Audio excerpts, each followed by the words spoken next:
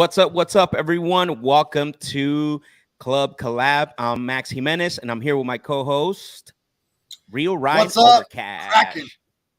What's going on, everyone? Tonight, we have a very special guest.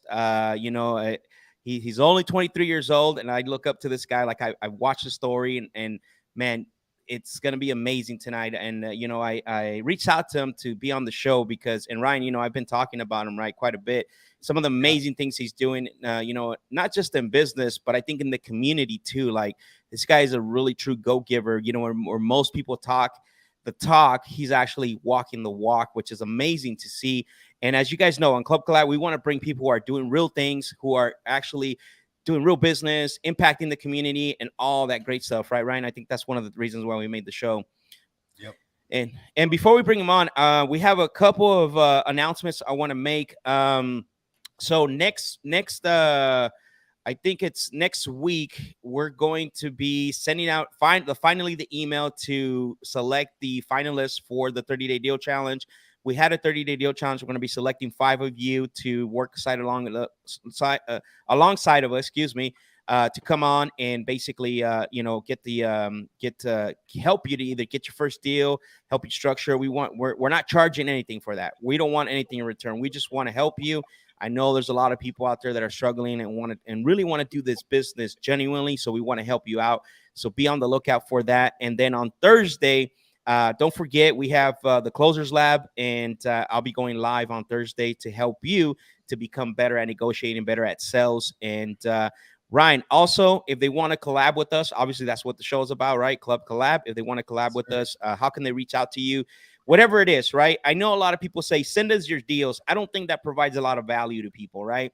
It's so easy just to have people send contract. But if somebody wants to reach out to you and collab with us, how can they reach out to you? Yeah, IG, probably the easiest way, at Real Ryan Overcash. You see my handle there on the screen. Please reach out. We're here to help any part of the process. Today, actually, I got Max involved on a lot of the negotiating. We'll maybe talk about that a little bit later. The JV partner that we had needed help, locking up a deal. So had to do a little bit more on the front end. So that's still part of what we do. It doesn't have to be just sending us a deal that's locked up. This wasn't even locked up, and we still helped. Yeah, and sometimes we help people and we don't even, we don't get paid. It's just, that's the passion. So, again, the link to reach out to us is there. You can also send us an email. Sal, what's up? Thank you for tuning in. Thank you for the fire emojis. Sebastian, let's go. That's my Canadian brother right there. Andrew, appreciate the fire emojis. Also, I want to remind you, before I bring Leo on, I'm going to bring him on right now. I want to remind you, this is a live show. Bring your questions. Bring your comments. I'm telling you, we just talked to Leo backstage. What was his words, Ryan? What did he say? Oh, he's excited. He's ready to go, man. He said, I'm an open book. Bring the steak and potatoes. He said, no fluff. He's steak and potatoes, guys. So make sure you bring your questions and your comments. And without further ado, here is Leo. What's up, brother? What's up? What's up? How you doing? Not much, bro. I'm good. Thank you for being on the show, bro. We truly appreciate you. Like we were talking off stage, man, I admire the things that you're doing, and, talking to Ryan about Ryan's like, I really haven't followed. Like, you don't follow Leo, bro. What's going on? And I'm gonna call Ryan out today. So I know you through the lens of social media, which is still a great thing, because I think today social media, the new credit is social proof, right? For the most part. Now there's a lot of fakers and snakers on there social media too. Is fake nowadays. It is. Yeah. So much fake people. It is.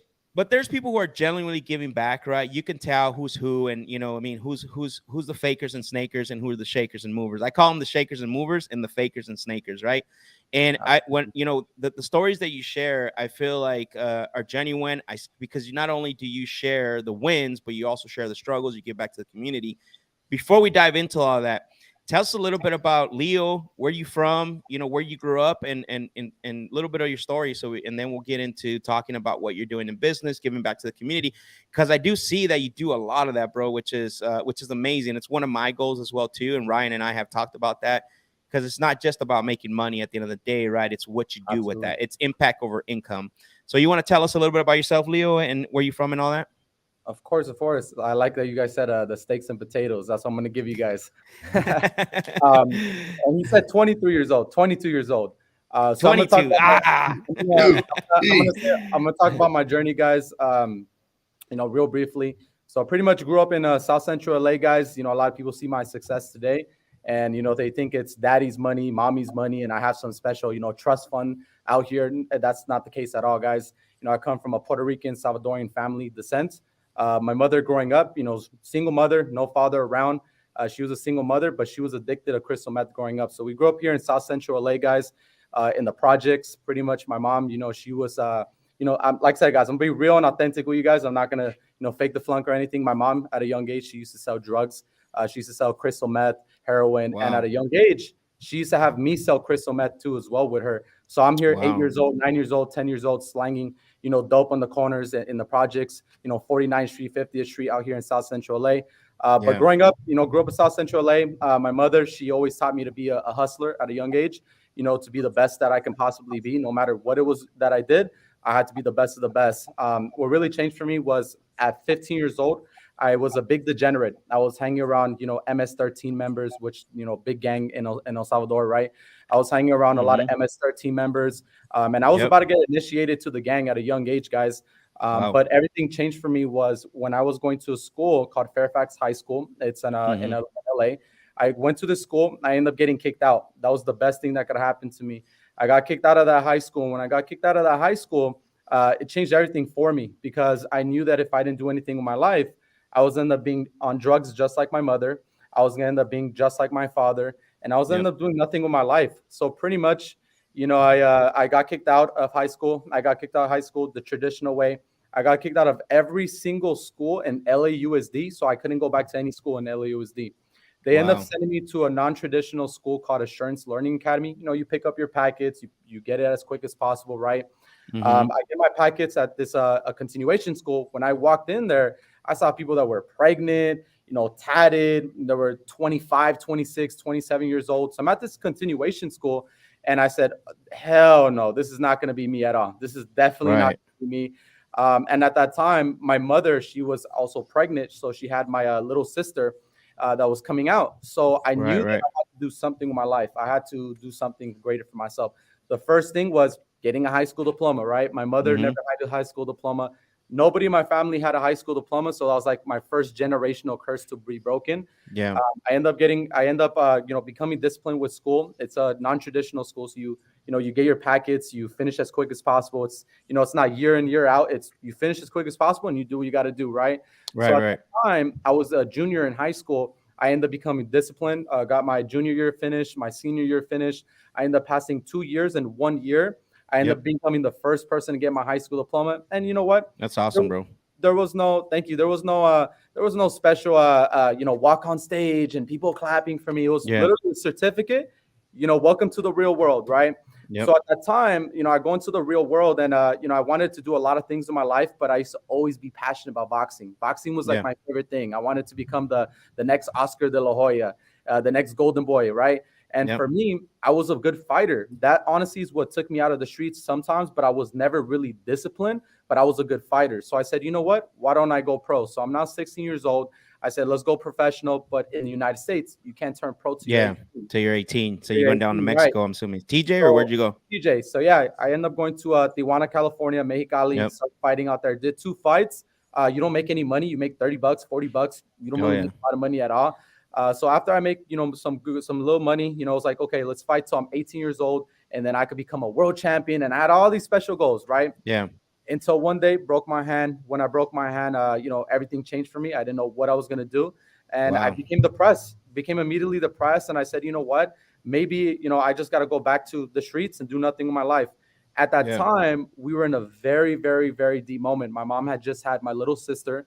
She had our little sister. My mom was in the streets, living in cars. And for me, I was out and about with friends. So I never was someone that, was with my mother. I was always living in the streets. I was in and out of, foster care growing up. And my mother, she was always like living in motels, living in cars.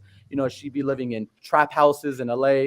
But that motivated me. So what happened was at 17 years old, I had a friend. He used to always go to this recruiting station. And this recruiting station was the Marine Corps. And at that time, I said, you know what? Maybe the boxing thing wasn't for me. Maybe me breaking my hand and, getting away from that was, a sign from God to do something different, right? Yeah. So I end up working out with these Marines at the recruiting station. When I started going out with them, I loved the brotherhood, because keep in mind, I didn't grow up with no brothers. I didn't have a father growing up. And I love that culture of being a brotherhood and pushing each other and keep each other accountable, right?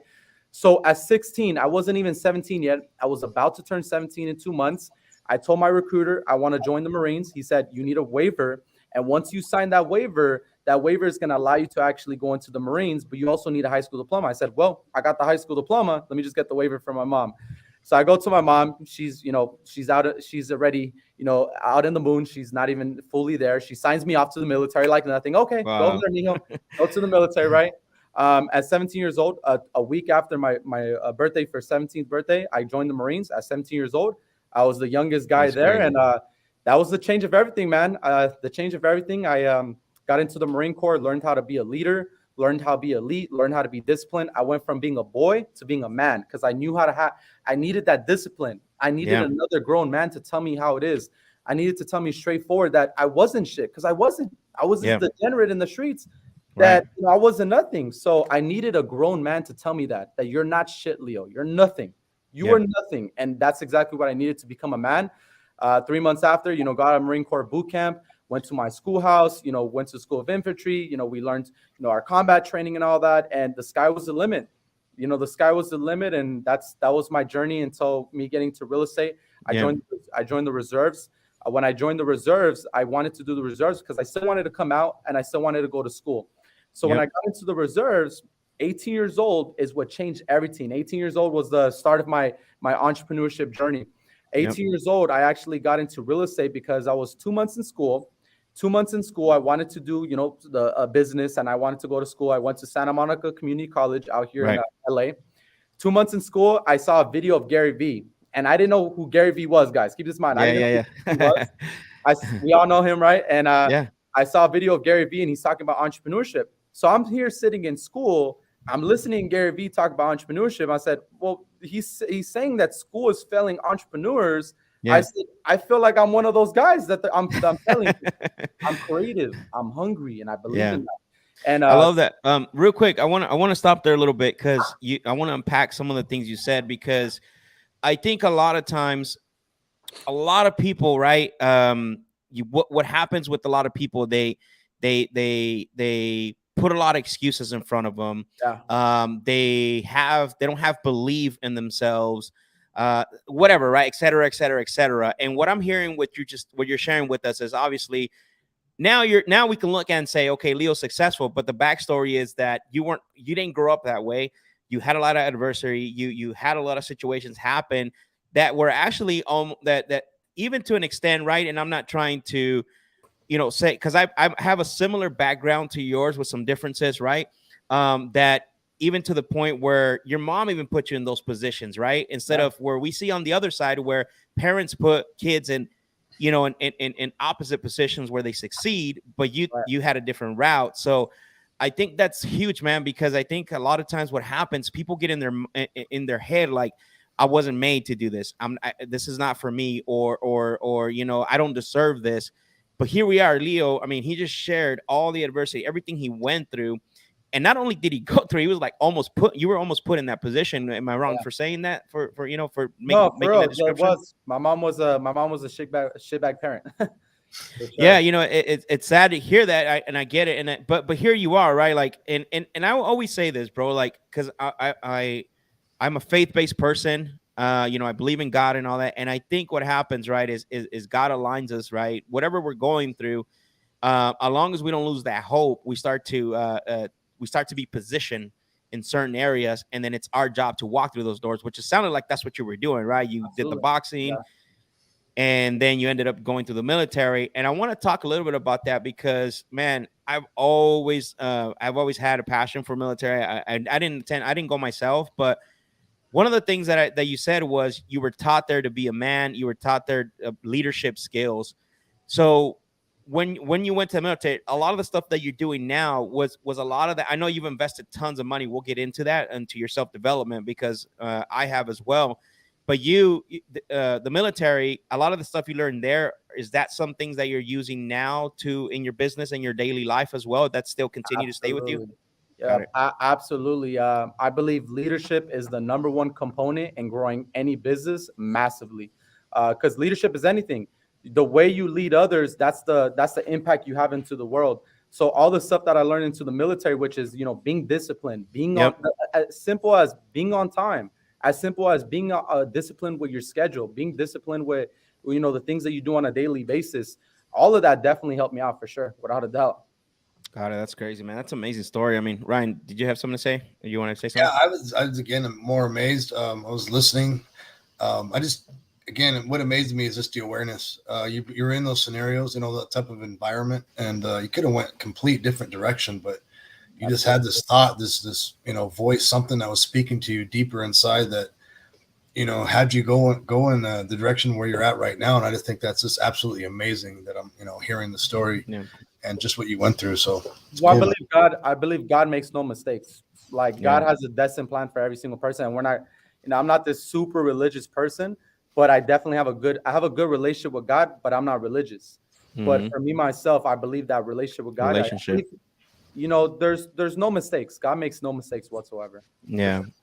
No, so true. So, military, how old are you now? How old are you there when you're in you say you were 17, right? When you were one of the youngest one in the boot camp, or did you go into a platoon itself? Did you get that far in the military? Okay. Yeah, I was so in my squadron and everything, I was always the youngest one. I actually they did a newscast at when I was 17 years old. They did an interview with me at 17, and they're like, "You're the youngest Marine." I got to come out as the youngest Marine on the Marine Corps birthday. It was pretty badass. But the thing is, at a young age, I also had a bigger chip on my shoulder, because in the military, when you're young, they try to take advantage of you. And I had a lot of my higher ups trying to take advantage of me, bully me. But the thing is, for me, is I know how to hold my ground, and they didn't understand that. Like, I know how to hold my ground even at a young age. So, but it definitely it uplifted my spirit. It uplifted my mindset. You mentioned awareness. Awareness is definitely key, and I had that awareness, and who had the right intentions, who didn't have the right intentions.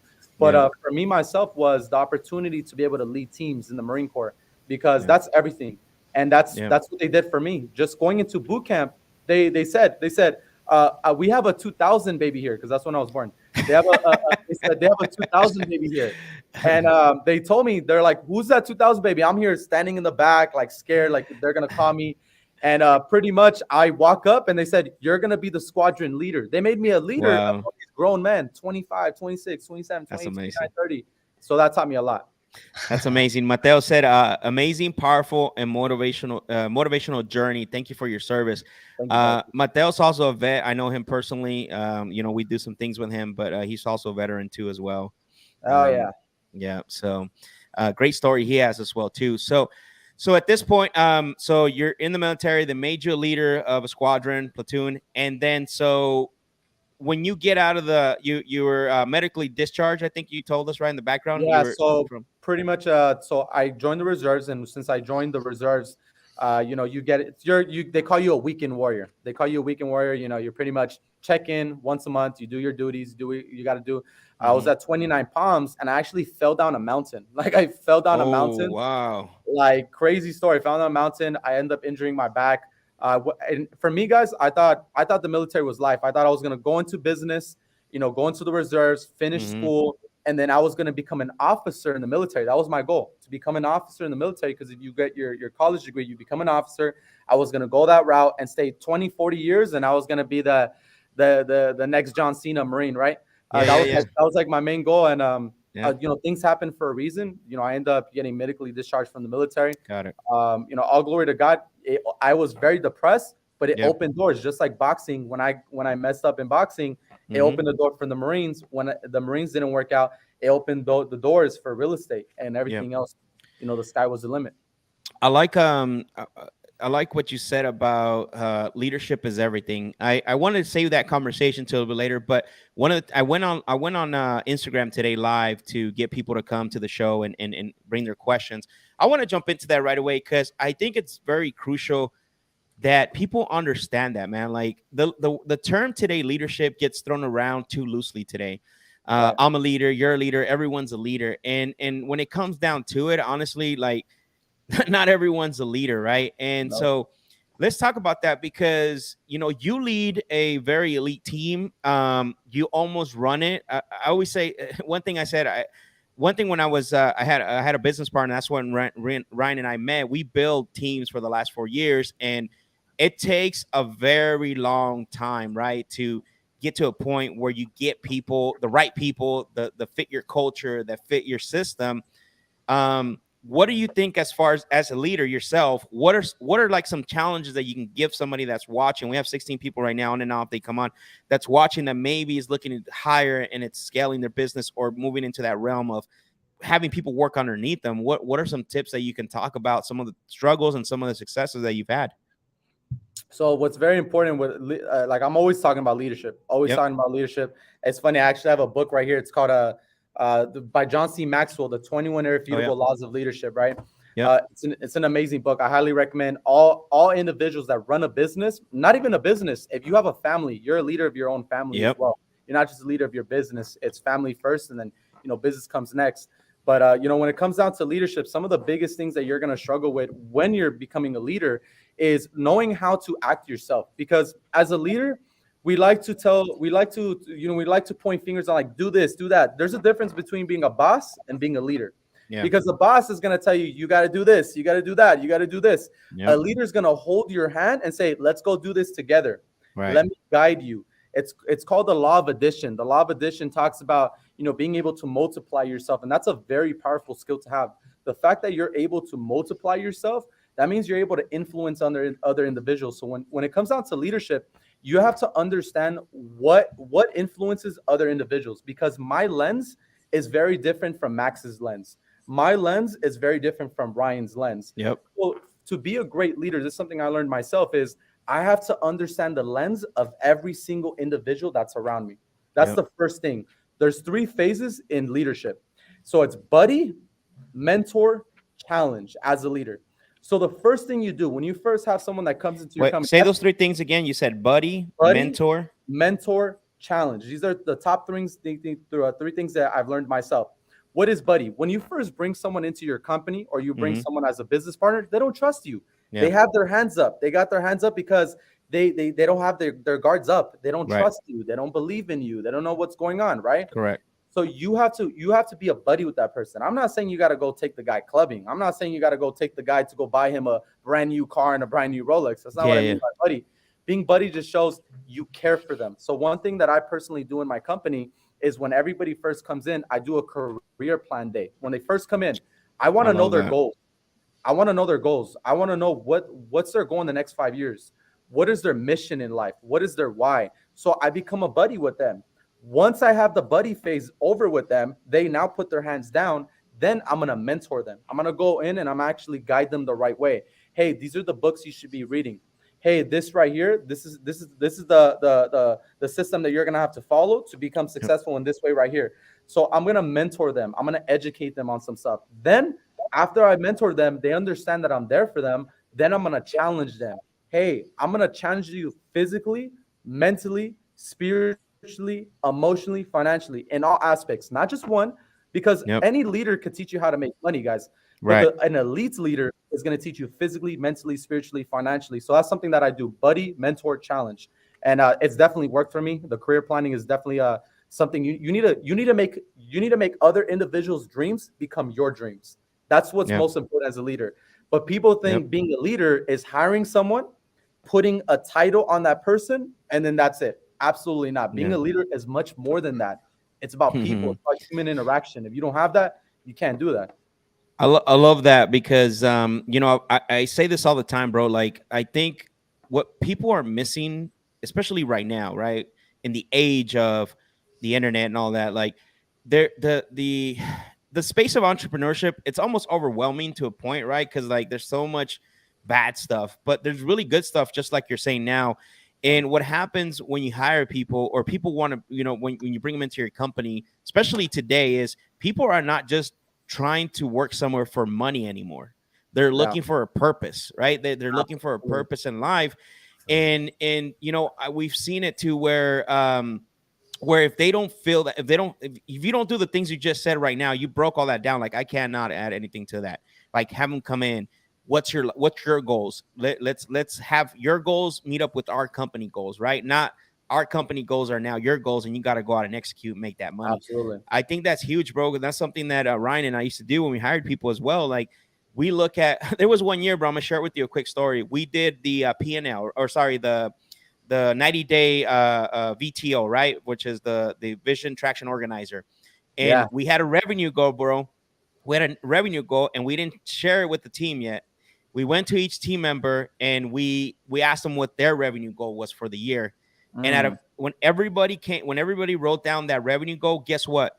It matched the company goal to the dot, to the number, bro. We were like, I told Ryan, bro, you told them, huh? Like, we were like, what's going on here? But and here's the thing though, is about what you said, and I want you to hit on this a little bit. I'm gonna when people tell you their goals and things that they want to accomplish, for me anyways, I think that you can lead better, because now you're not just approaching them by like, hey, we need to hit this quota for the company. You can approach them in a way like, hey, I thought you wanted to buy your mom a house this year. I thought you wanted to buy your first car. Can you talk about that? Because you kind of hit a little bit on that, but can you dive a little bit deeper on that motivation for people, instead of, hey, the company needs to make this much money, you guys got to get working hard? Do you use that approach at all, or what do you think of that? Absolutely. Yeah, absolutely. So what I do is based on their goals, that lets me see what type of lens and what type of talks I'm going to have with that individual. So I have two categories in my company. I have a sales rep and a sales leader. A sales rep is someone that just wants to come in, close some deals. They want to close some deals. They want to live a very simple life. They don't want to be pushed. They don't want to work the entrepreneurship way of working 6, 7, 8, 9, 10 o'clock, right? Yep. And then you have your sales leaders. Your sales leaders are individuals that are going to come in. They're going to be very good at sales, but they're going to also come in and they're going to want to build with the team. They're going to want to build the vision. So I put them into those two different types of categories when they first come into the company. But I definitely do that. What I do is I'll push them. So for example, if I know someone tells me I want to make $1 million this year, right? I'm like, okay, you want to make $1 million. I tell them this. I say, you want to make 7 figures? Say goodbye to Monday through Sunday. You got to be working 24 hours a day. You want to make 6 figures? Say goodbye to the 9 to 5 mentality, working from 9, working to 5. Say goodbye to that too as well. No pikers. No pikers. So if I see someone that tells me I want a 7-figure lifestyle, and I see them on their phone on TikTok at like 3 o'clock in the afternoon, I'll go up to them and I'll keep them accountable. I say, nice. Is that like you said, is that going to retire your mom? Weren't you just getting emotional with me the other day, saying that your mother, you want to retire her? That doesn't look like someone that wants to retire their mother. If you want to retire your mother, then you got to do X, Y, and Z. So you know how you business, we have KPIs. I go based on their personal KPIs. What are your personal KPIs? Because you could be in the team every single day you can be in here, but that doesn't mean you're productive. That doesn't mean you're productive throughout the day, right? So I definitely use that right there. I look at the sales reps, sales leaders. If you're a sales rep, I'm not gonna put you into be a sales leader. I'm not gonna put the lens of a sales leader into you. And you also got to know how to lead different people, because I'm not gonna sell someone that says, hey, I want to make $100,000 this year, $80,000 this year, $70,000 this year. And I'm not going to tell them, come on, bro, let's work for that Lamborghini. Let's go work for that Rolls Royce. Come on, bro. Like, I'm not going to do that, because I need to know which lens works with what specific individual. Right. So that's the way I typically run it here in my company. I love that, Ryan. That's right up your alley right there, bro. You got something to say about that? I love the intensity, man. And just being, direct. I love it. Yeah, this is awesome. Yeah, because you do coaching with who's your coach, Ryan? I forget. Ben Newman. Ben Newman. Yeah. So Ryan does coaching with Ben Newman, and he's got that same mindset. Let's see. It looks like we have a question coming in here. Let's look at this. What is the first? So it looks like 2 questions. What is the first step to starting a successful wholesale focus business, and how would you structure a business partnership starting out? So I guess let's tackle the first one. what would you advise them on the first step for them to? I mean, that's a very it's a loaded question, right, for a successful wholesale focused business. But I guess we can give them a tip on that. What do you think, Leo? It's a good question. So yeah, very loaded question. But I'm gonna tell you this: when it comes down to wholesaling, so if you're talking about a wholesale focused business, I don't consider myself a real estate business. I consider myself a real estate marketing business because when it comes down to wholesaling, it all comes down to marketing. I don't know shit about real estate. I don't even do flips. I'm predominantly wholesaling. I don't know. You guys probably do more flips. You guys do flips. You guys No, we actually don't, bro. I don't do flips, bro. I wholesale. I'm a marketing. Yeah, I'm in wholesale. marketing and sales. Marketing and sales. That's it, baby. Marketing and sales, right? So first coming into a business, when it comes down to wholesaling, remember you're in the marketing business. Yeah. You're in the marketing business and you're in the human interaction business. A lot of people like to say sales, but it's human interaction. Yeah. So you got to get very good at starting off with human interaction because you could pay for PPC campaigns and cold calling campaigns and you can pay for all this stuff.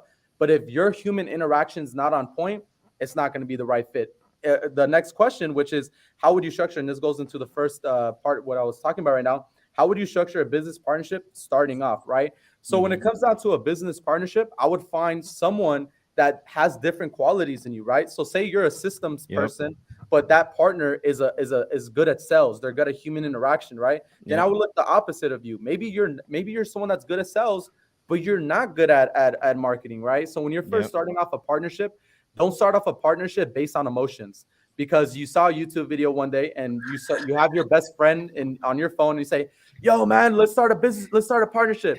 I would recommend this, and this is just my advice. Don't start partnerships with friends, girlfriends, boyfriends, husbands, wives. Start it with someone that you can have a balance. Outside of work, it's work. I mean, outside of work, it's their personal life, and inside of work, it's it's in the office. It's it's straight business. That's what I would typically say. When it comes down to me, I have no partners, and I'm just being 100% honest with you. I have no partners for me myself because I haven't found someone that has my level of my level of work ethic, I would say. Mm-hmm. And so for me, it's very hard to find partners that like to work harder than me. I always say this: if you can't work harder than me, we can't partner up. We just can't because no one's gonna outwork me. So definitely find a business partner that's going to be able to outwork you. And if that person can outwork you, definitely don't bring that person on as a partner. That would be my advice for sure. I love it, man. I think that's sage advice. Yeah, what's that, Ryan? Savage. I love it. Yeah, no, sage advice, bro. I think partnerships are tricky, right? I was in one for almost, for 4 years. I can tell you right now, it's tricky. But one thing I can't add anything to the, again, marketing and sales, but you hit the nail in the coffin on that one. The other thing too, if you are looking to structure a business partnership, is make sure they line up with your core values too, man. Like that's huge, man. Because I think that's a high importance, just because it doesn't matter how much money this individual can make, but if the core values are off, believe me, it's going to be hell on earth, right? Like, you don't have the same core. To that. Yeah, go ahead, bro. Go ahead. Yeah, that's true. It does not matter if that business partner has all the money in the world and you're going to leverage that person for money. Absolutely not. If that person does not have the right core values, then I definitely would not be partnering up with that person. Not at all. Yeah, good advice, man. Awesome. He said, thanks for the answer. If we have the human interaction aspect of things down, what would happen next? I'm not sure I understand the question. I know what he's trying to say. What happens next? You know what happens next? You get on those phones. That's what happens next. You get on those phones because a lot of people want to complicate this business. It's not complicated. It's very easy. You hop on the phones. You start. Remember, it's a numbers game. So remember, it's all about the numbers. You got to look at your connections. You got to look at how much people you're contacting. So if 5 offers gives you 1 deal and you want 2 deals, now you do 10 offers, right? Right. Got to multiply it. It's all a numbers game. I love that. Hey, Leo, you're probably like this. We used to, I came up with, we had our core values, we had our mission statement, and then we had our focus statement. So we had 3 things, right? Our core values, mission statement, and focus statement. Our focus statement, when you talked about human interaction, right? If you don't understand that part, that it's a human interaction position, our focus statement said, solve more seller problems. And that's how we were able to reach, like when we walk in that room and we see the acquisition guys not doing what they're supposed to be doing, all the way to TC, all the way to lead manager. We're like, hey, how does that solve more seller problems, right? How does that conversation you're having solve more seller problems? And we learned that from the billionaire Jeff. He's Priceline.com. I went to an event and he was there, and he talked about how 1-800-Flowers. That's how they came up. 1-800-Flowers came up with that. Sell more flowers. They had that in their building, and he got invited to that by the owner. And the owner walked him around. You know, they went into the receptionist desk, and then they said, and then the owners asked the receptionist, says, "How does that sell more flowers?" And we save money here. You know, we do this for our customers. And then they went back to this is the best part of the story. They went back into the mechanic shop, and and Jeff, the guy telling the story, the billionaire, he's like, what are we doing in the mechanic shop? He goes, hold on, let me show you something. So they went back there, and then the mechanic comes out underneath the truck, and the owner of 1-800-Flowers, one of the owners says, "What are you doing down there?" He goes, "We're changing the fuel filter. We're putting new ones on." And so the owner said, "Well, how does that help us sell more flowers?" He goes, "Well, this is going to save us." I can't remember the amount. It was like $4 or $5 per gallon for a full tank or whatever. And guess what we're going to do with that? We're going to pass that savings to the customer. That's how we sell more flowers. So everybody was bought in, and that leads us to the next section, because we talked about leadership. It's culture, man. I think that's huge. You know, a lot of people don't really understand how important. Going back to your point about just hiring or partnering up with just anyone, I think that's a big mistake that people make. Can you talk a little bit about, because you got Pro Home Offers and then your traditional company again? What was the name of that your traditional company you're gonna start? Yes, we have a Pro Home Offer. That's our wholesaling company, and then we have the Valorem Agency, which is going to be a real estate brokerage that we're opening. Yeah. When someone gets hired, what is that time frame you're giving them? I don't know if there's a time frame. I don't know if that's the right question to ask. I'm trying to figure out, what do you look for to see if they're going to be a good fit for your culture? What are some of the things that you're looking at? Because, you know, obviously some people stay too long, brother, right? Yeah. In some companies, and they start becoming, let's be honest, cancer to the culture that you built. Yeah.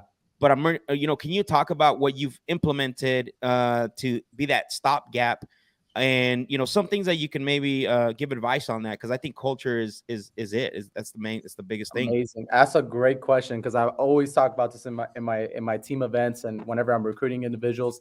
Mm-hmm. So in my company, we have a winner's culture, no participation trophies. I love winner's culture, no participation trophies. So if you're an individual that liked getting 5th place, 6th place, 14th place, 20th place when you were younger, this is the wrong team for you. Because in here, I push you to your limits. If you're a winner in here, you're going to be treated like royalty. I always talk about this all the time. Yep. If you're a winner in the company, you're going to be treated like royalty. If you're a loser in the company and you like anything less than winning, then you're going to lose in the company and you're just going to die off. And we're going to end up seeing that. So when you have a winner's culture in your company, those cancers, they die off very easily. They die off very easily. They can't hide. They can't hide in a winner's culture. In a winner's culture, there's no hiding. But a lot of CEOs and a lot of business owners, that's where they go wrong. They go wrong because they don't have a winner's culture. And by not creating that winner's culture, they let the cancer stay for a year, 2 years, 3 years. And I personally did that myself. Mm-hmm. And so I said, enough is enough. You're either performing or you're out. You're either performing, or you go to a different team. You want to go to a different team? There's a lot of teams out there that's going to sugarcoat and paint you sunshines and rainbows. This is not the team for it. You want to be a winner? You want to be number one? This is the team for you. So I'm very hardcore on my guys. Maybe I get that from the military for sure. But the winner's culture, that's everything. So something that's very important is you got to treat your people like royalty when it comes down to culture. Right. I truly believe in that. I truly believe in royalty. I want to interrupt you a little bit there, because somebody might be listening. Oh, this guy Leo's just saying this. Guys, if you don't follow Leo, what's your ad again, bro, for Instagram? The Leo Basaldua. The Leo Basaldua. If you don't listen, what he's saying, I've seen it with my own eyes.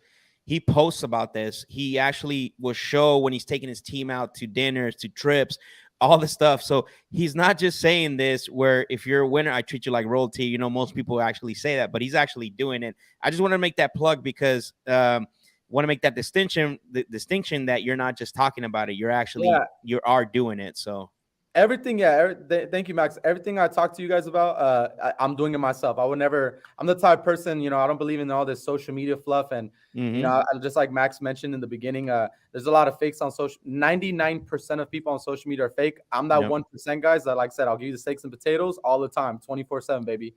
But when it comes down to winners culture, it is everything. I like Max said, I take my team to Dominican Republic. We have like a Rolex prize, and we have a prize, dinners, one-on-one mentorship with me where they're going to go get dinner. For me, myself, I believe that is everything because your people are the foundation of the whole company. So if you're not taking care of your people, they want to feel taken care of. They don't want to feel like a number. So when you treat someone on your team just like a number, they're not going to work there. So I do something called innovative campaigns. This is something every business owner could take away today.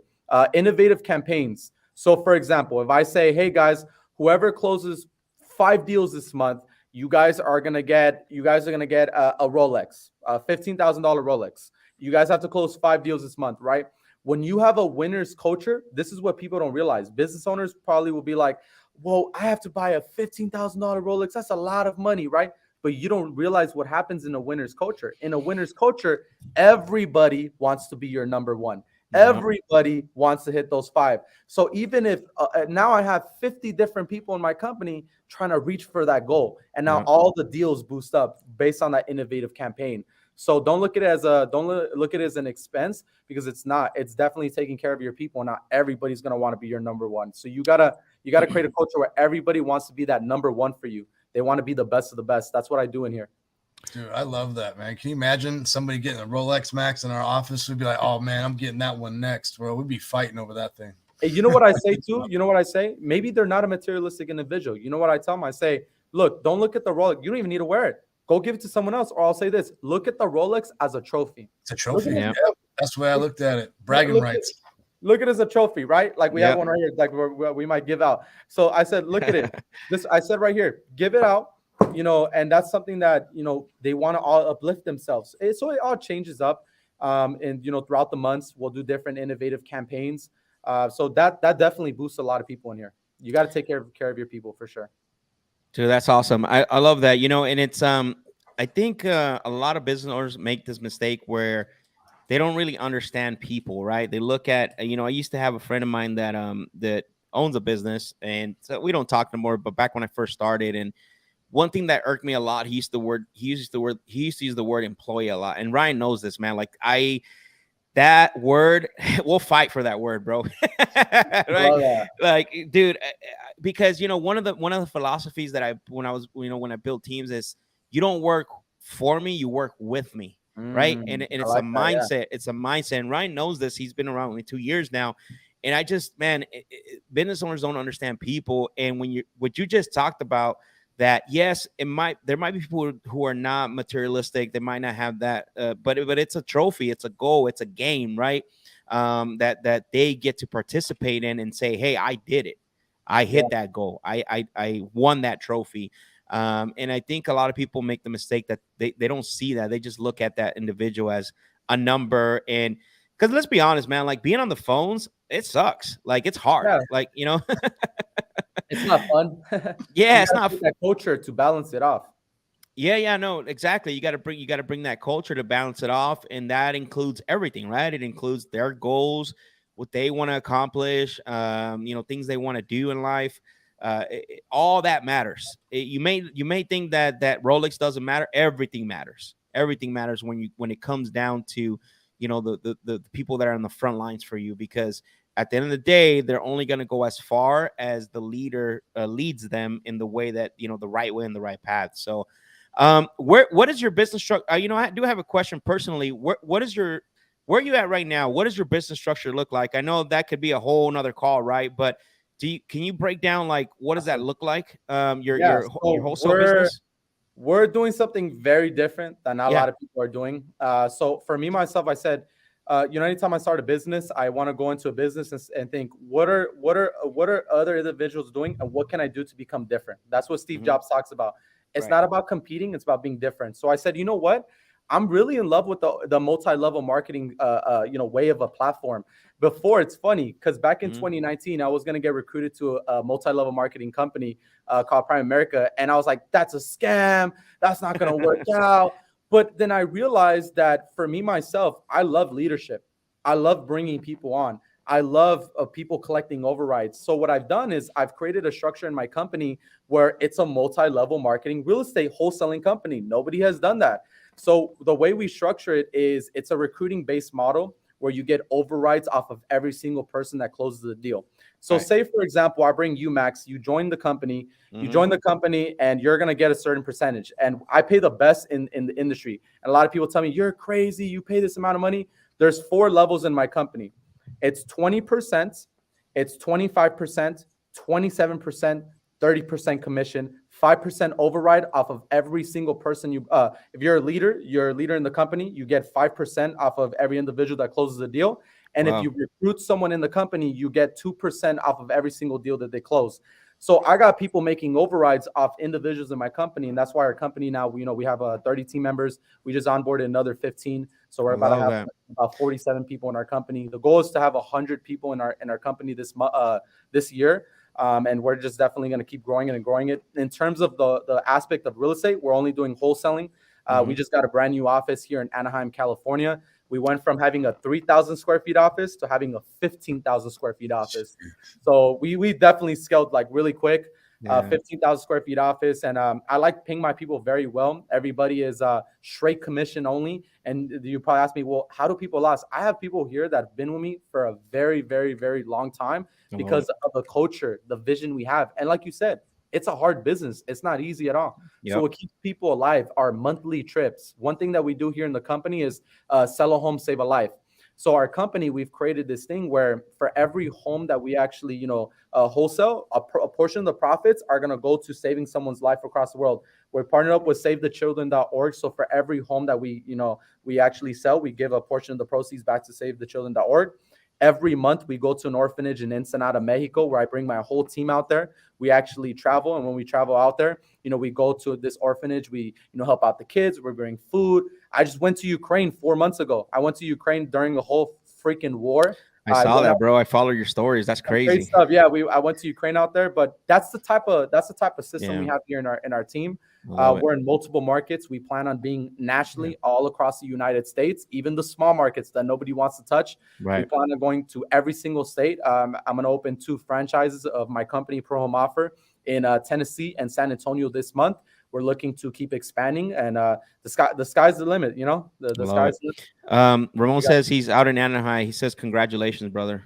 Ramon, come through to one of our company events, man. Yeah. Let me close you to join our team. Come on. Let's go. Before we dive deep, because that was going to be one of my last things, right? As we're coming into the hour here. I like what you said about the now that you got me thinking here, bro, right now. I'm kind of like trying to put this together because we try to implement what was called, what was it called, Ryan? It was like a forced referral, right? Where we would have a day where everybody would go to their LinkedIn. They would go into their social media, and they would have to pull 3 people that we can reach out to, that they would hire, and then we would give them a commit. Go ahead, Ryan. You want to talk about it? Yeah, I remember. I don't remember what it was called, but it was just basically, trying to reach out to other sales individuals that we already had relationships with. So everyone, get on their social medias, like Max said, LinkedIn, and the top over 3 to 5 people that you think would fit. We would all reach out to them and collectively, try to bring them all in and pick the best of the best. But it was just a way to avoid. I'm sure you've done it. Bringing in people off Indeed or off of one of those websites. You get faked out, right? You bring them in, you're like, why did we bring this person in? We shouldn't even brought them in. So it's just a way to try to avoid that. And it's and the whole model behind that, Leo, is if you've got this individual that fits the culture, that that's great for the team, and wants to grow, has a growth mindset. Well, who are they hanging out with? Right. Absolutely. So that was the thought behind that. But I love the strategy of the multi-level, because now the incentive is if you bring someone on, they make, what was it, 2%? I think you said they make on the 2%, deal. And if you're a leader in the company, So if you become an acquisition leader, you get 5% off of every single person, their deal that they close. And in California, that's pretty good money. Yeah, everyone's success is tied into each other. So Yes, even though it's competitive, they still want you still want them to continue to grow, obviously, and get better and stay with you. And yeah, they all have their own like the team golden names. ticket. Yeah, all my leaders have their own team names. Like they have That's team dope. visionaries, and like they do their own team meetings. They do their own thing. I'm just here, and I Damn, put it like I this: love it. I'm not a company. I'm a platform for real estate entrepreneurs. So Wow. I'm trying to. I like that. That's trying way to cool. attract- and that's I'm a fan, something that I Leo. think about. Thank you. That's bro. Thank huge, bro. Yeah, That's huge. dope. I love that. Yeah, we said we tried it. I'll be upfront. Like we didn't really. Again, we had so much going on. It's not an excuse, but there was a way for us to do what you were doing. But I love that extra step as far as like incentivizing, because I think that would be the driver and the motivator. So, And to get to that next level, they have to bring someone onto the team.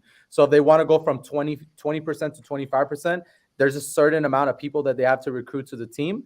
And they have to close a specific amount of deals too as well. Out of those deals that they have to close, they can use their team to close that deal. Wow, that's amazing, bro. Pretty creative. Leo, I like it. Yeah. On your own? Huh? Did you come up with this on your own, Leo? How'd you come up with this plan, man? Honestly, man, so I created this myself, but what I did is I hired a mentor. So I hired Patrick David because I was gonna say, because his insurance company has that model. Yeah, very similar model, and that's what I flew out to Miami. You know, I paid him a lot of money to go get mentored by him. But I flew out there and he said, Leo, you need to stop thinking of your company as a real estate transactional company. You got to start thinking of it as a recruiting marketing platform. And I said, wow, I'm going to change that up. And that was a big mind blown for me. Dude, that's amazing. Thank you for sharing that, bro. I know that there's people that are like, I don't want to share that. And actually, I was going to hit on that before we ended the show is how was that like a mastermind or that relationship that you started with Patrick with David? How did that happen? It was a one-on-one mentorship. I actually went to one of his conferences out there in Florida, and I fell in love with the guy out there. I was switching on my rooms because the thing is, when I used to go to these wholesaling events, you know, I was hanging around, and there's nothing wrong about it. I was hanging around, you know, 6-figure earners, 7-figure earners. But I said, you know what? Like, I want to be a multi-billionaire one day. I want to be a multi-millionaire one day. Yeah. I need to start surrounding myself around these people. So when I went to this private mastermind in Florida, I was next to guys that were making 50 million, 100 million, super humble individuals. And I'm out here like, oh, look, my cute little 7-figure company, right? And you know, so I love that. And that went from the mastermind, and then that went into the one-on-one mentorship with him. And I like the one-on-one type of thing. I'm not really a mastermind type of guy. I like to be direct, you know? Yeah. I mean, if you know, it's you want to go faster, right? It's you make that investment. That's amazing, bro. I love that. Cause Patrick with David, I've been a follower. Yeah. I follow him, and you know, I love all his stuff, and everything he does is amazing. The guy's the real deal. So Claudio has a question. He says, it looks like it's a twofold question. What's your commission structure for new junior acquisitions? And then the second part is, how do you set the expectation of success for them, but the reality of potential failure if they don't develop? That's actually really good. I like the second part, because we talked about setting them up and doing the whole thing, but also the potential of failure is always there. You want to start with the first one, Leo, and tackle that one? For sure. No, that's a really good question. So when it comes down to what's your commission structure for the new junior acquisition, so when they first come in, they're 20% commission. They come in full blown 20% commission. Something that Patrick taught me was, if you want to have the best company, you need to have the best pay structure.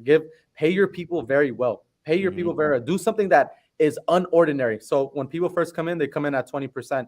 How do you set the expectation of success for them? So this actually comes down through our whole onboarding process. So the first thing that I do when they first come into the company, I have them come to a company event.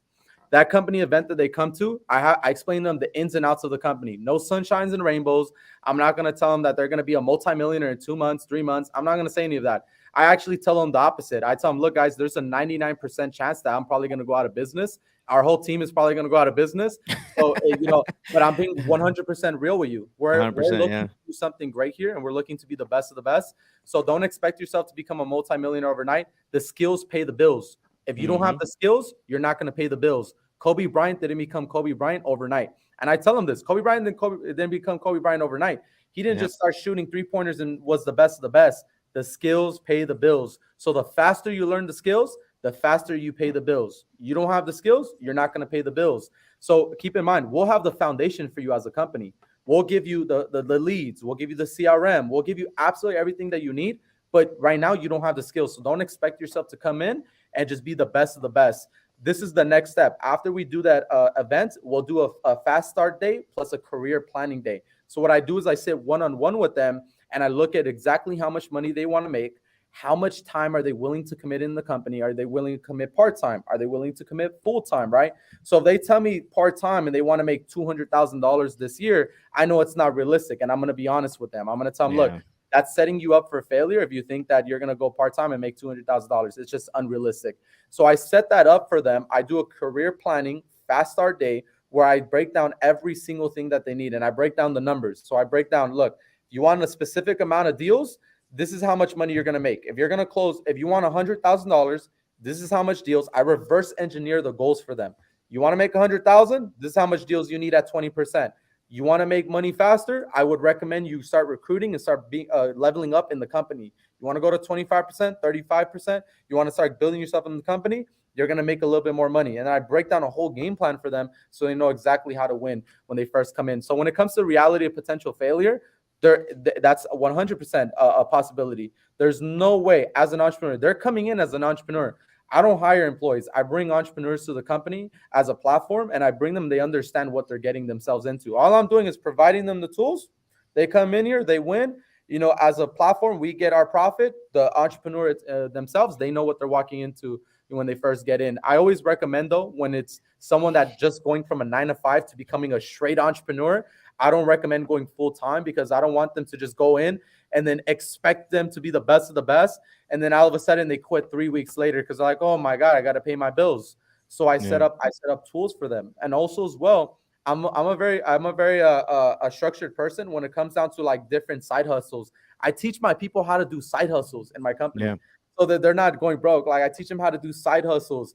We teach them like crypto, and we'll teach them, how to, work with, different agents and how to get referrals. There's so many things that we do. And I also offer like different things in the company where, I provide them.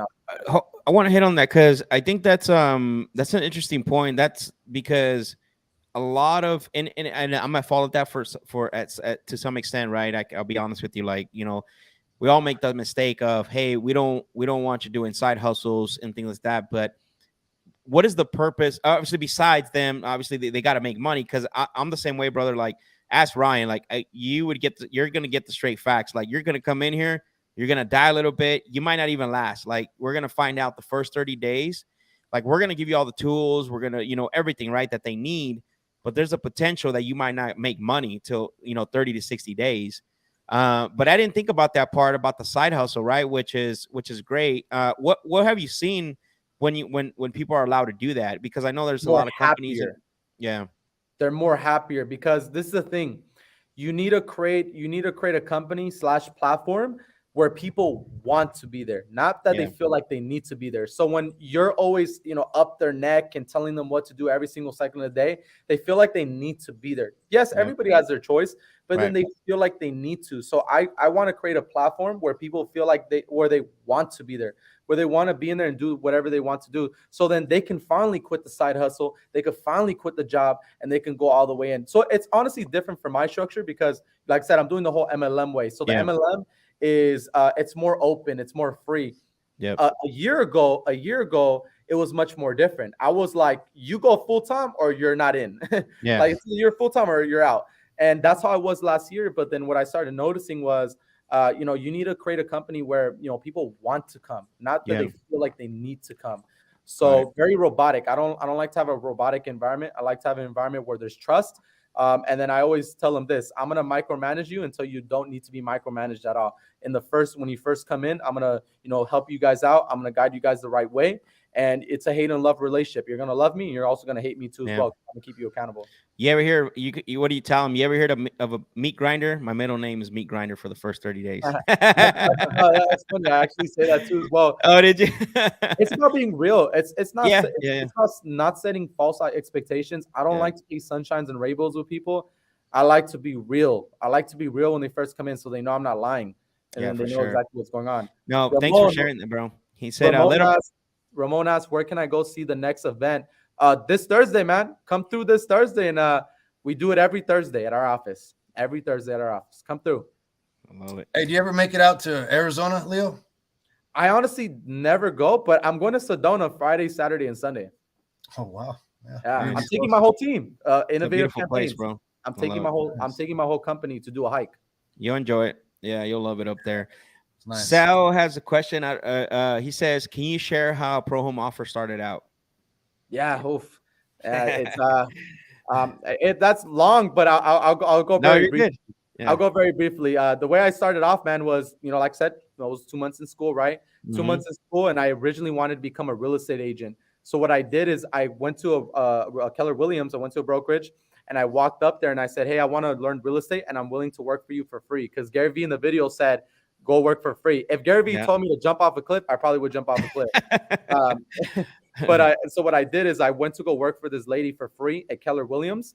And I was out there for about 4 months. I wanted to become a realtor. And I didn't expect that real estate was so hard that you got to do sales. I thought it was easy peasy. And, you go sell to celebrities and multimillionaires, and that's what you do, right?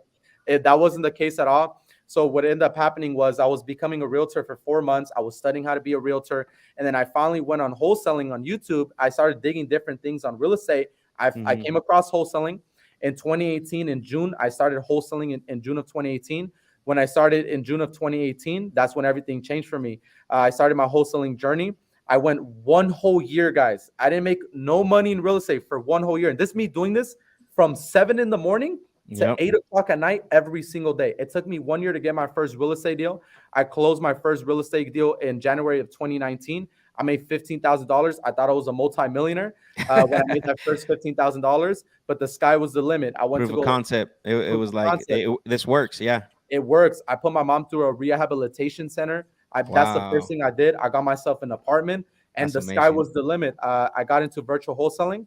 in 2019. I did Memphis, Tennessee. I made my first 6 figures in 2019. And I was like, damn, this is everything to me. And then I said, that's still not enough. I still need to do something. So in 2020, 2020 is when I first started Pro Home Offer. I said, I need to start a company. I don't want to be just someone that makes money, the laptop lifestyle that, works from home, lives the laptop lifestyle, and just makes good money and has nice things. Absolutely not. For me, I'm a good people's person. So I like connecting myself with people. So in 2020, started Pro Home Offer, and the sky was the limit from there. That's when I started hiring people. I went through the ins and outs of an entrepreneur, trying to learn, how to hire people and how to bring the right people on. And I fell flat on my face all the time. I always tell people this: I'm the biggest failure of all time. You want to know who the biggest failure is? I am, because I fell every day. There's no such thing as you winning every single day. I fell every single day. I fell, but I fell forward. I don't fall backwards. So that's how Pro Home Offer started back in 2020. In 2020, I changed my family's life. Finally, I take my mom on vacations. I'm able to take care of my mother. My mother is fully retired. I have a place for her, where she's taken care of. I got my own house. I have my own house now. I've never had an apartment growing up. I lived in cars and motels when I was growing up. Finally have my own house.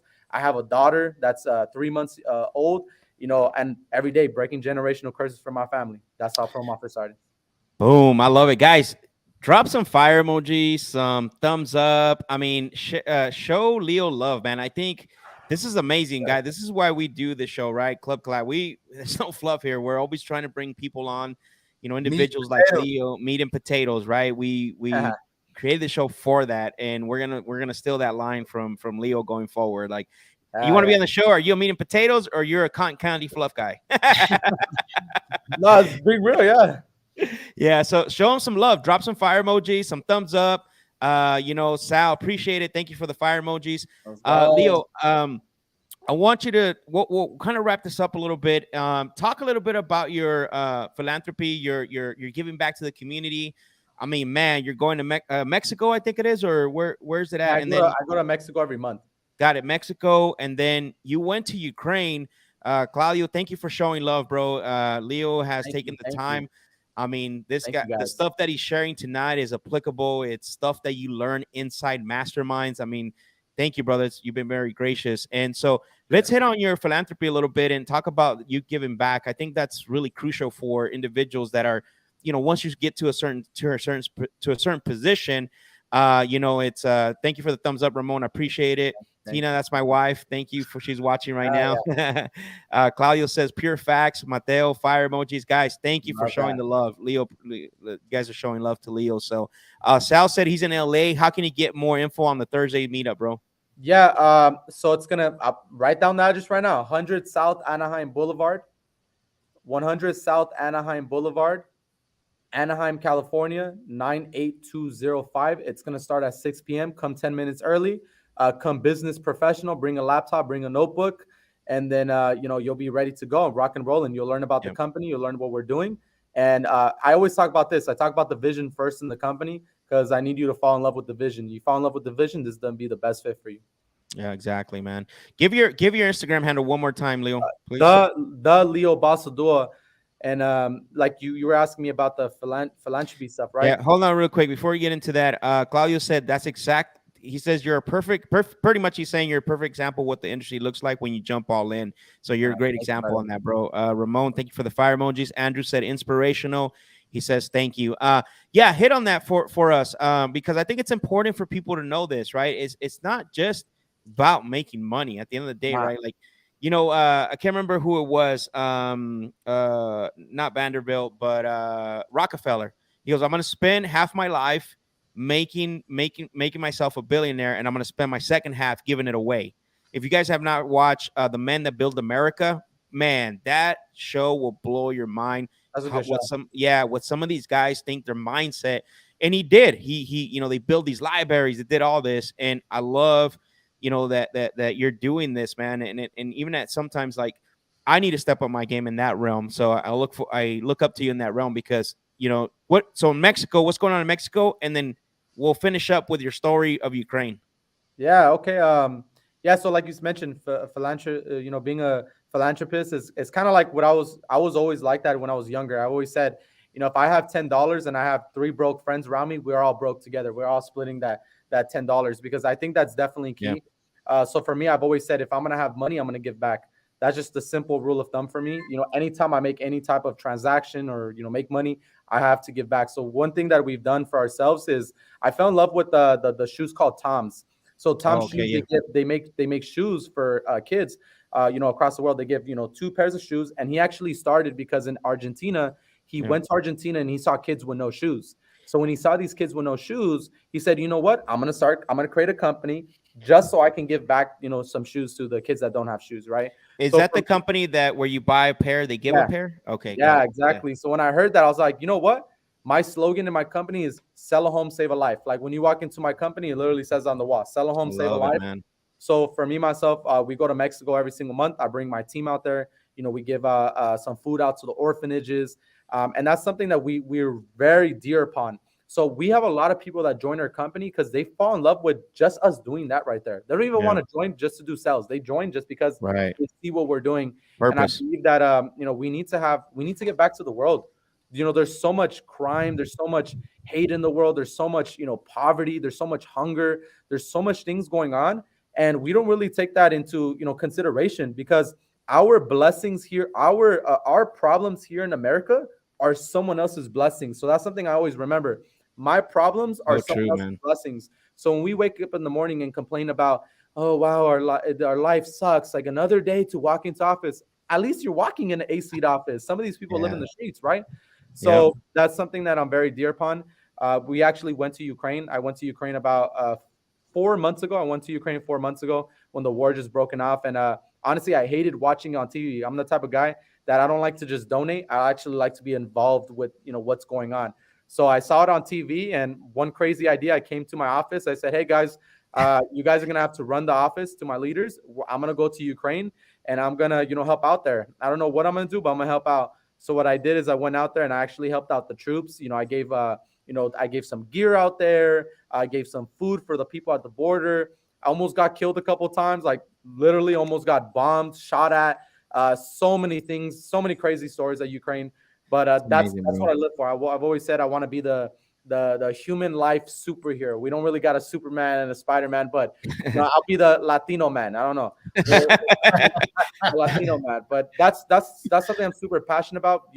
My family did not agree with me when I went out there. They're like, "You're crazy, Leo." Yeah. And I was like, "That's you. That's who I am. I'm Yeah. very, that's what I want to do." So yeah, That's amazing, man. I you know, appreciate you sharing that, because I think that's important to talk about. It's huge, right? Especially in our industry, where all we see on social media is the Ferraris and the Lamborghinis that gets and old. That gets yeah, old. it gets old fast, man. And so I think that's more important than that. What you did right there is more important than any of that stuff, right? That stuff comes and goes, but the impact you make. I saw one of your videos which impacted me pretty powerful, was where the lady's giving, I think she's talking to you and she's like bawling, right? Would you guys donate a house, or what was that? What was We that actually, situation? yeah, so we actually went to Ensenada and we went to go build a house. So I actually donated money. So we do this every 3 months where we go out there and we go build houses for people that live in the streets. They live in the Yeah, ground, dirt right. ground. Yeah, yeah. So yeah, she was very emotional with that, and it's amazing. We're actually helping her and her whole family get papers to come to the United States, Oh, and they're wow. gonna come. They're gonna come and work in my company. So they're gonna work in my company, and I'm gonna put them in an apartment. I'm gonna get them their papers. But that's Nice. what I live for. I don't care. I don't care about having the Lamborghinis, the Ferraris. Like, you go on my Yeah. Instagram right now, guys. You will not see me fucking selling a course in front of a Lamborghini. Like, what's up, guys? People are like, nah, like the way you meet me right now, the way you see me on camera is the way you meet me in person. Yeah. That's who I am. And I believe, giving back to the world is truly what, Yeah. that's what leaves a mark in this world, and that's what leaves a legacy. And a lot of people are Yep. scared to do it. You don't need millions of dollars to do it. You can Yep. even do it $5, $10, $20, $100. Something as simple as helping someone out, in your neighborhood, right? Just, it starts off with one person and then it multiplies. So why Yeah. don't you do this? You help someone's life out and then challenge them. Hey, I just helped your life out. I challenge you to help someone else's life out as well. And now you just make an impact and you multiply yourself as well. Yeah. So that's Yeah. Our friend Elijah says, I like what he says, reach one, teach one, right? You reach one and yeah, then you teach them. Yeah. And then, yeah, I love that, man. And that's the sign, right? I just bought the sign behind me that I like says skip that. the ordinary, right? Like Yeah. that's definitely, you don't want to be ordinary. Let's see. Vez says, very inspirational. Thank you for doing that. I want to show you this comment, because I think Sebastian, that's my Canadian brother. He's like, I'm going to micromanage you until you don't need me to manage you anymore, which is Yeah. a very powerful statement, man. It's awesome. So, man, Leo, what can I say, brother? I think, Ryan, I don't know if you have anything else. I mean, this has been wonderful, bro. Oh, bro, I feel like we were treated tonight, man. It was absolutely amazing, Leo. Thank you, guys. Big Yeah. fan, bro. Like I said, Gonna big make fan. we're gonna pull you off for a little bit. We're gonna make the final announcements, and then I'm gonna bring you back. Think about something inspirational that you can leave the people with, so that way, either those, whatever it is that you want to come up with, and I'll bring you back in, okay, so you can give that, that inspirational word to, I always end the show like this. I always have the guests come up with some inspiration to give to the people. Okay, I'll bring you right back right now, Leo. Thank you. Cool, guys. So, man, what a treat, everyone. Amazing. Listen, you got to go Like I back and just watch watched this. a documentary, dude, like on YouTube or something. Like, holy smoke. Listen, if you don't follow Leo, follow him now. Go to Instagram at the Leo Basaldua, just like you saw his name. Man, amazing. And he's only 22, man. He's That's just getting incredible. started. He hasn't even He's made a only mark 22. yet. Oh, If I would have said 23, I think he would have got back on the screen and said 22 max. So he's only 22. So I can only imagine what else he's going to be able to accomplish in his lifetime. It's incredible. Big kudos to him. Amongst all the adversity that he went through, right? And a lot of us get caught up in, I can't do it. I'm struggling with this. or And that happened to me. They played the victim, yeah. The victim, Right, he could like, have easily went that he could route, have done right? that route. Yeah, super And easy. he didn't, and he didn't, and which is awesome to see. So we were treated today.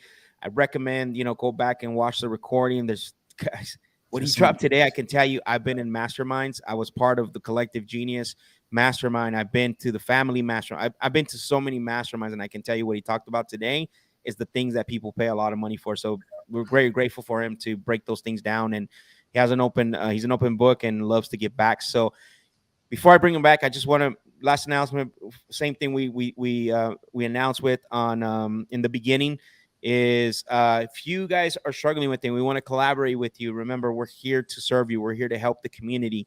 You know, it's funny, Ryan. I had this guy, you know, which provides absolutely no value, bro, at all. I went to his IG page and he kept hounding me, talking about, oh, let's get on live and let's call sellers and let's see who wins. And I'm like, so I went to his Instagram and then I said, and I looked at it. I'm like, let's see what type of value this guy provides for the community. That's my first thing. I always want to go look at. And I saw absolutely nothing. And so I went back and I messaged him and I said, brother, I don't know who you are. I'm flattered that you reached out. I was nice to him. I said, I'm flattered that you reached out. Honestly, what I think you should do, brother, is work on giving back to the community. Everything I do is not to say that Max is the best closer or Max has great sales. None of that. It's to give back because I needed that when I was coming up. And so he texts me back and he says, oh, so now you think I'm a nobody, right? Like that was the mindset. So I didn't message him no more. So when we say we generally want to help you guys, like we want to help you, like we're looking to if you want to collaborate with us, don't hesitate to reach out. You got people like Leo you can reach out to. I mean, our network is really, really good. We have great relationships. And again, all meat and potatoes, baby. No cotton candy fluff. So with that being said, don't forget, next week we're going to be working on selecting five of you guys to help you in your career and help you launch your wholesale business and help you launch whether you haven't gotten your first deal or you're working on your second one. Links are in the description. I'm going to bring Leo back, and I want him to leave you with some powerful words for you to keep going and go out there and crush it. So, Leo, man, you have the stage, brother. Let me one thing that I will leave you guys off with is your state of mind is everything. So remember, the mindset is the most powerful thing that you can have. So the state of mind controls everything that you do on a daily basis. So if your state of mind is anger, it's feeling frustrated, then that's what your state of mind is going to be. And your state of mind can never, it can never perform at its best capabilities if it's all over the place. So number one is focus on the state of mind. And number two is your identity. Who is your identity going to be like in the next 20, 30 years? Who do you want to be known for? Who are the type of individuals you want to impact? Because remember, guys, it's not just about you. It's the other individuals you're going to impact. The last thing that I leave you off with is being broke is hard and being rich is hard. So if being broke is hard, maybe some of you guys are going through some difficult moments right now where it sucks, and it does suck. Entrepreneurship, there was not a paper that said become an entrepreneur and you're gonna live this amazing life in the first 2 years, 3 years. Absolutely not. It's gonna be hard. But remember, guys, you're working for something greater. Like I said, being broke is hard, being rich is hard. Which hard are you gonna pick? And just I'll leave this off too as well. Be number one at absolutely everything you want to do. Because when you shoot to be number one, don't shoot to be number two. Don't shoot to be number three. Be number one. And when you shoot to be number one, that state of mind, it uplifts yourself. It levels yourself up to a different level. So thank you guys. I hope all of you guys have a great night. You guys can follow me on Instagram at the Leo Basaldua. And I'm an open book. You guys want to ask me questions on Instagram? You guys can ask me questions on Instagram. Just keep following the content, guys. And I look forward to, hopefully doing business with some of you guys later in the future.